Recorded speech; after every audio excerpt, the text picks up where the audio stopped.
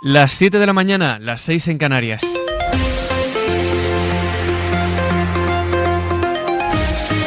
Matinal Cadena SER. Rafa Muñiz. ¿Qué tal están? Muy buenos días. El Gobierno se prepara para tomar el control sanitario de la Comunidad de Madrid si Isabel Díaz Ayuso no aplica medidas más contundentes para frenar el virus. Quiero repetir el emplazamiento a que se revisen las medidas, a que se escuche a la ciencia, a que dejemos la política en un segundo plazo, a que vayamos primero a anteponer la salud de los ciudadanos. Cuando digo que está en riesgo la salud de sus ciudadanos, no lo digo a efectos retóricos, lo digo porque es así. Hay un conjunto de datos que lo indican.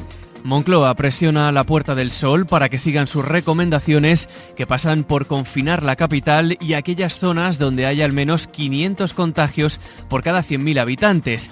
¿Qué responde Ayuso?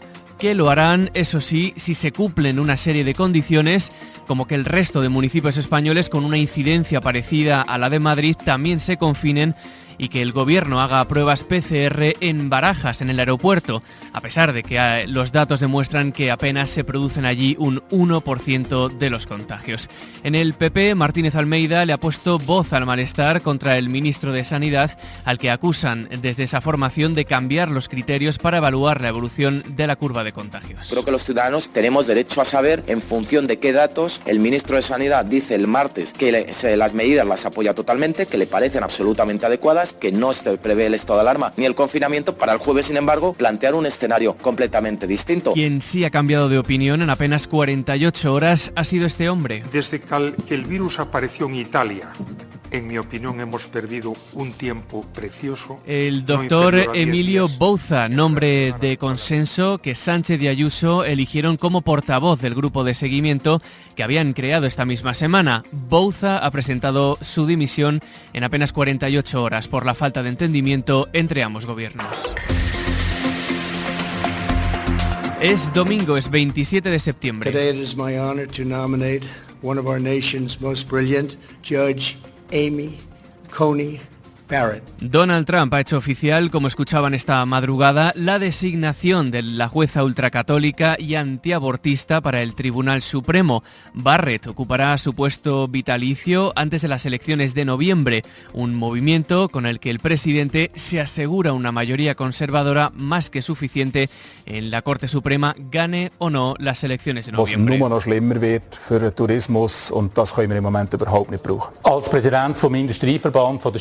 Los suizos votan hoy en referéndum si limitan o no la libre circulación de ciudadanos de la Unión Europea por su país. La propuesta nace de la derecha populista, aunque tiene muy pocas opciones de salir adelante porque todas las encuestas apuntan a que va a ganar el no.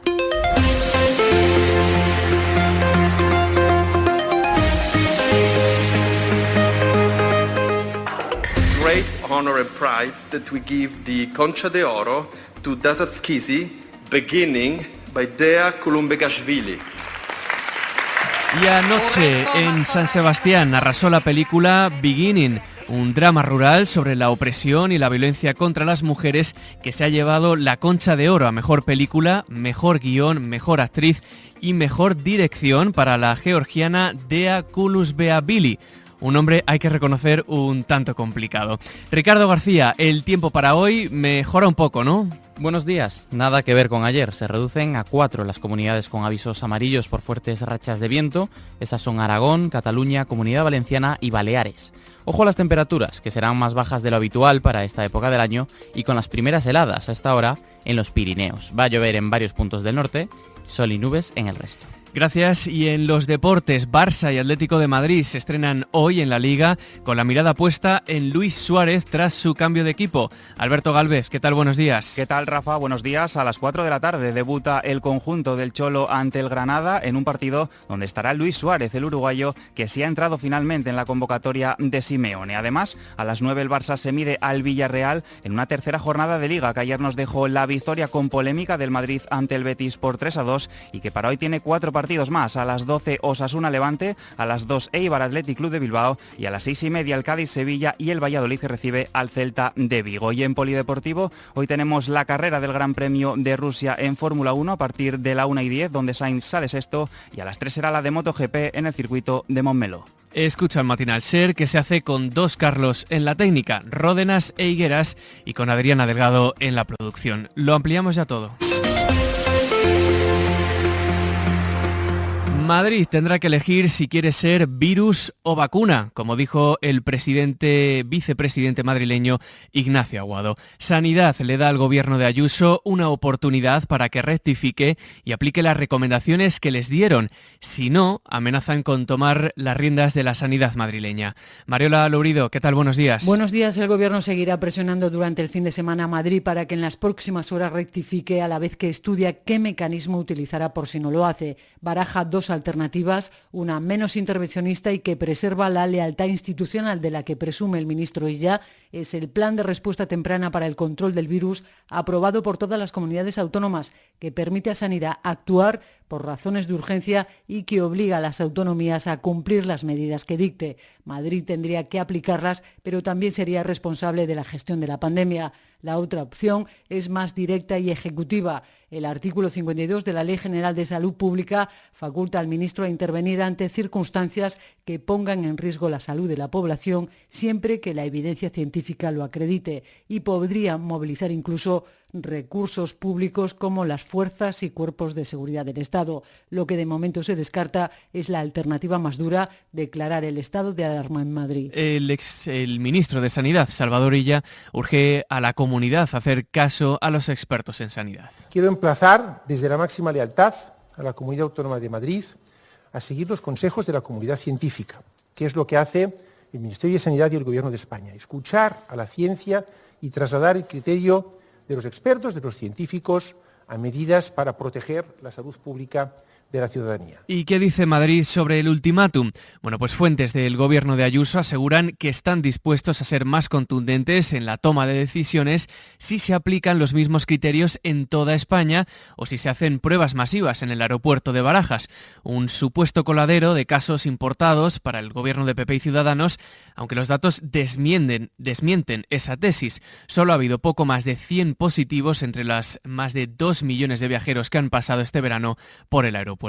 Radio Madrid, Javier Casal. La Comunidad de Madrid responde que está dispuesta a cerrar todas las zonas de más de 500 contagios por cada 100.000 habitantes, pero si ese cierre se decreta también en el resto de municipios de España que superan esos niveles. El Gobierno de Madrid pone además otra condición: que se realicen pruebas PCR en Barajas, en el AVE y en el resto de viajes por tren, porque, insisten fuentes del Gobierno regional, es el lugar de entrada del virus. Madrid dice que no hay ningún choque por su parte, que han respetado siempre el acuerdo con el Gobierno central, pero reiteran que Salvador Illa cambió las reglas sobre la marcha. La voluntad de Madrid es no romper las mesas de diálogo. Mesa de diálogo en la que se sentaba hasta ayer por la tarde el portavoz del grupo COVID, el llamado Fernando Simón madrileño, que finalmente ha dimitido de su puesto apenas 48 horas después de haberlo aceptado.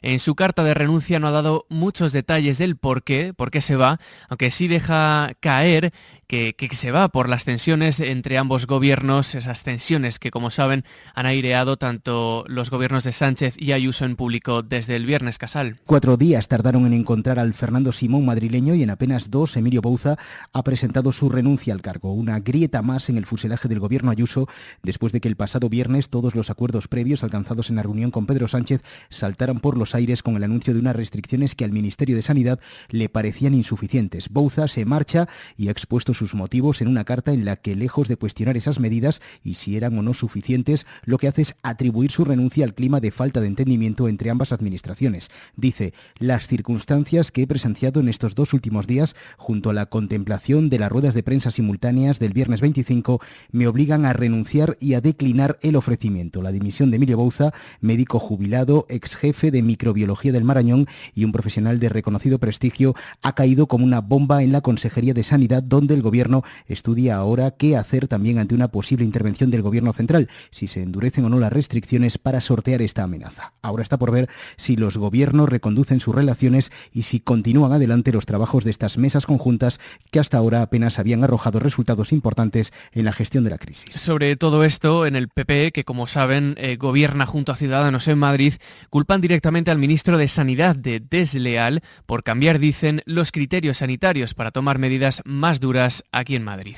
Aida Bao, buenos días. Buenos días, Rafa. Las acusaciones desde Madrid al Ministerio de Sanidad han venido prácticamente de todos los frentes posibles. El consejero de Justicia de la Comunidad, Enrique López, ha dicho en Twitter: la deslealtad de Salvador Illa, que prefiere atacar en los medios a dialogar en los grupos de trabajo que hemos constituido esta semana, genera confusión y desconfianza a la ciudadanía. Debería dejar de usar a Madrid para tapar los problemas que el gobierno tiene en Cataluña.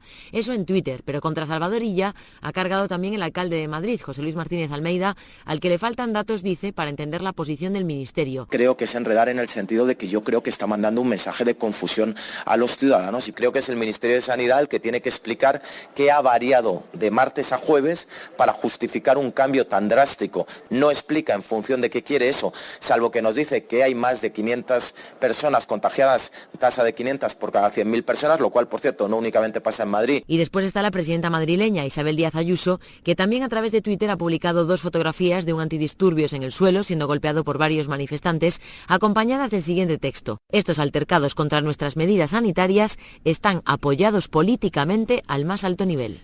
Gracias, Aida. Y más allá de la situación sanitaria en Madrid, hay más noticias relacionadas con el coronavirus. Andalucía, por ejemplo, anuncia que va a tomar medidas más drásticas a partir de esta próxima semana. Su presidente, Moreno Bonilla, augura una situación complicada. Pero tenemos que atravesar probablemente en las próximas semanas, algún que otro mes, momentos muy difíciles, momentos preocupantes, momentos complicados. Por eso pido unidad, por eso pido rigor. Por eso pido sensatez, por eso pido concordia, por eso pido sentido común. Quien ya ha tomado medidas es la Junta de Castilla y León. Los 35.000 habitantes de Miranda de Ebro, en Burgos, despiertan hoy confinados durante al menos las 2 próximas semanas. Se prohíben allí la salida o entrada de la ciudad, salvo causas justificadas.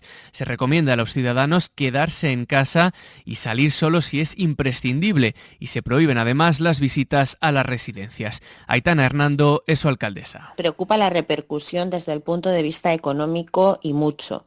Lo que ocurre es que entendemos que lo primero en una situación como la que estamos viviendo es la salud y la vida de las personas. Y allí en Castilla y León, victoria de los celadores, a los que la Junta ha dejado de considerar personal de bajo riesgo.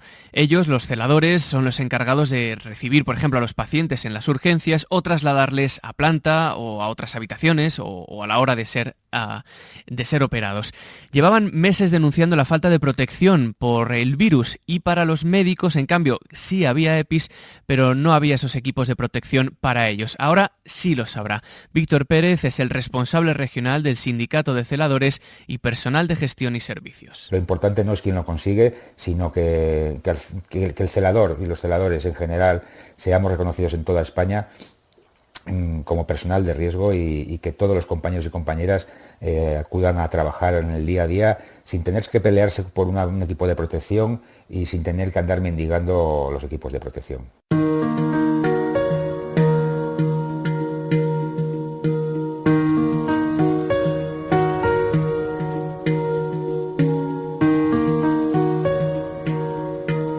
Matinal Cadena SER.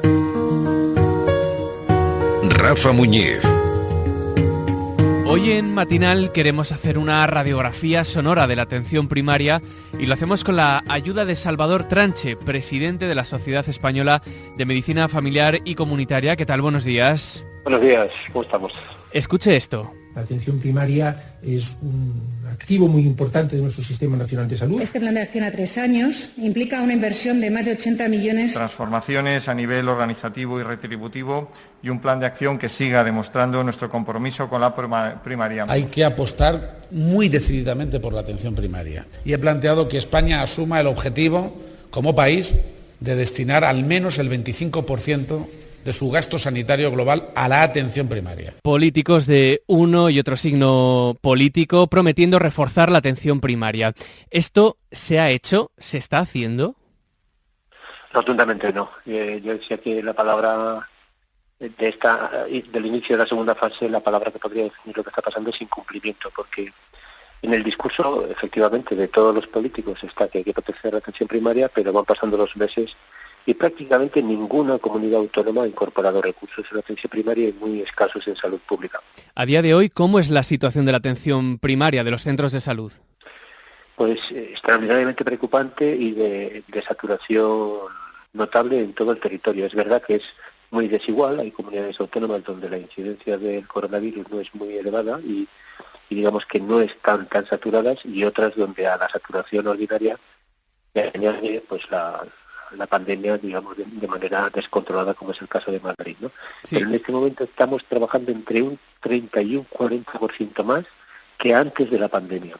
Sobre estas medidas que tomó el viernes Madrid, ya que hacía usted alusión a esta comunidad, bueno, medidas, más bien no tomó tantas medidas, ¿no? Porque solo ha extendido a 8 las zonas confinadas. A usted, como responsable médico, ¿qué le parece esto? ¿Se puede permitir Madrid tomar medidas tan laxas? No. Madrid, todas las comunidades autónomas en lo que se refiere a atención primaria, pero especialmente Madrid, ha debilitado durante muchos años la situación de la atención primaria y ha enfocado todo el abordaje de la pandemia más hacia la línea de construir hospitales que de fomentar el desarrollo de la primaria, ¿no?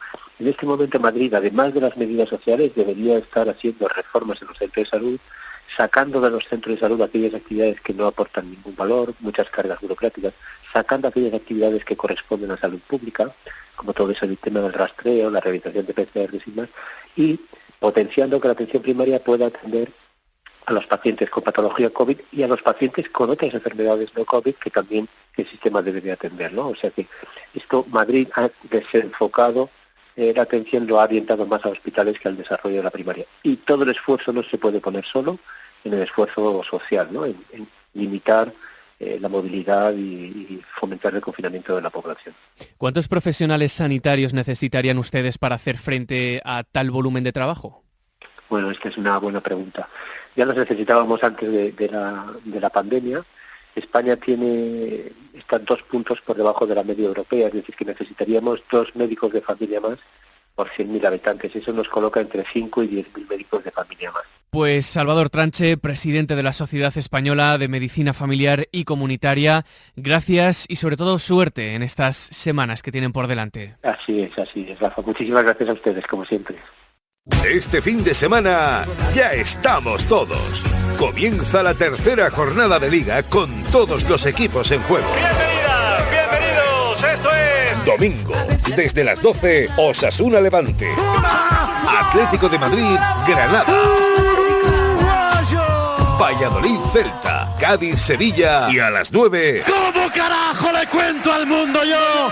Fútbol Club Barcelona, Villarreal. Todo en juego, todos en juego. Ahora toca demostrar que somos la mejor liga del mundo. Carrusel Deportivo, el programa líder de la radio deportiva. Con Dani Garrido. Cadena SER, número 1 en deporte.